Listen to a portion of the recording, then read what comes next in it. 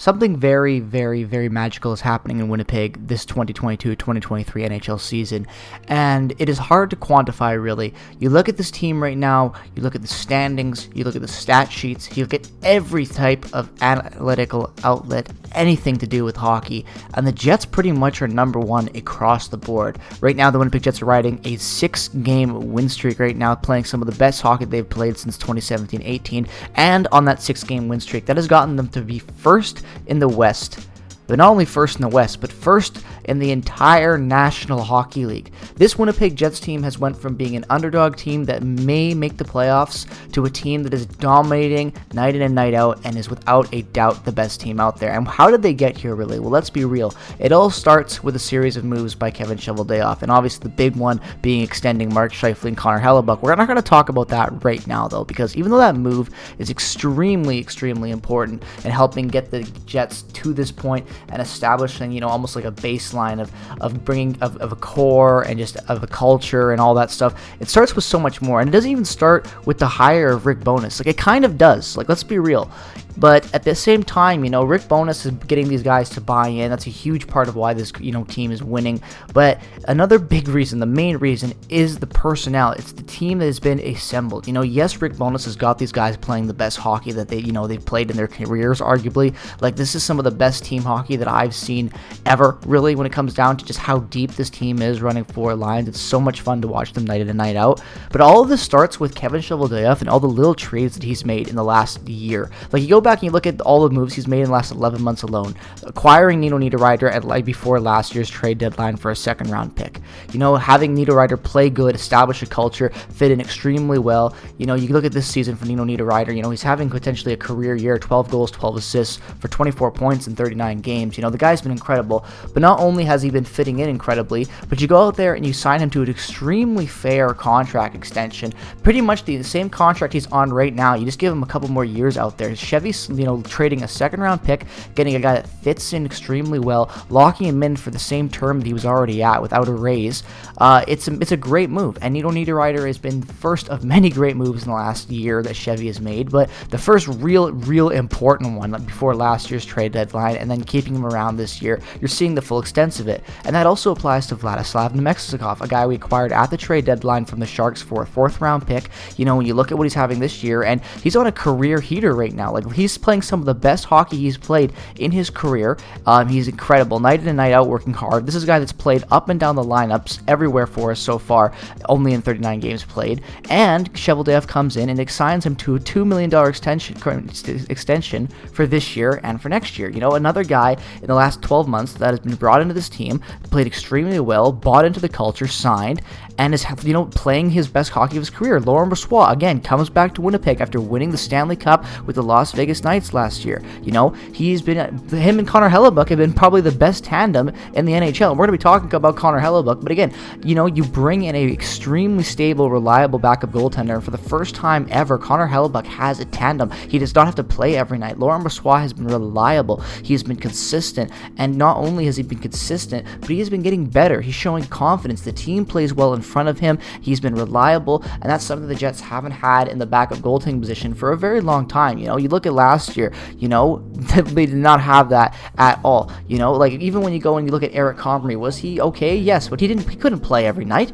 This was a guy that just got waived recently from Buffalo. Like, the Jets have not had good backup goaltending for a very long time, since Laurent Brossoit was on this team a few years ago, so having him come back, especially at the Stanley Cup pedigree that he has, being a Cup champion now, it's been a great fit. And, these are just some of the best, the great best moves and the best signings that have kind of happened in the last year. But the other one I want to talk about, obviously, getting the big one out there, Pierre-Luc Dubois, obviously trading him to the Kings. The Kings signed him to that massive contract. The Jets getting Iafallo, Kupari, and Gabriel Velarde as in that trade, and getting Dubois to Winnipeg has been the best thing for this team, in my opinion. You look at Dubois in LA, and the guy's just got 16 points. He's been extremely mediocre, but Velarde, Kupari, even though he's been injured, and Iafallo have all fit in extremely well. Like, you look at Velarde right now, and I've not been as excited to watch a guy like Velarde play in a very, very long time. Like, he's fitting in so well. He's just igniting the top 6 6. He's got Nick Ehlers going again, Mark Scheifele going again, and this is a guy that missed like 18 games to start the year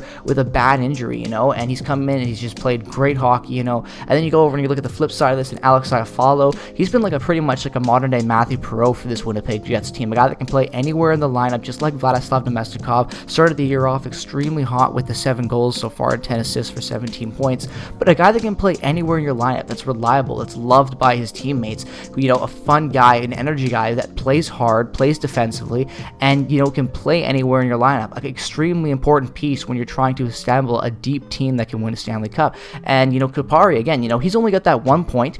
He played 15 games. He's been injured for a long time now, but he was playing really good hockey on that fourth line and developing well, and yeah, he wasn't putting up the points, but he wasn't expected to in that role, and then getting to the whole extension of Mark Scheifele and Connor Hellebuyck, you see all these moves that kind of happened last year, at the end of last year, at the deadline, in the offseason last year with Pierre-Luc Dubois, with Laurent Brossoit, and then at the start of this year, the big one, getting Connor Hellebuyck and getting Mark Scheifele signed after it seemed like an eternity in the offseason of these guys having rumors about will they, won't they, about staying in Winnipeg, and then both of them put those rumors to rest and sign identical 8-year contracts. And since those contracts have been signed, the culture of the Winnipeg Jets has been completely turned upside down. It went from a team that was probably rumored to have the worst culture in the NHL to looking like one of the most deepest, most respected rooms in the NHL. And I don't really understand how it happened. Dubois and Wheeler must have been crazy, but Connor Hellebuyck is thriving from it, having one of the best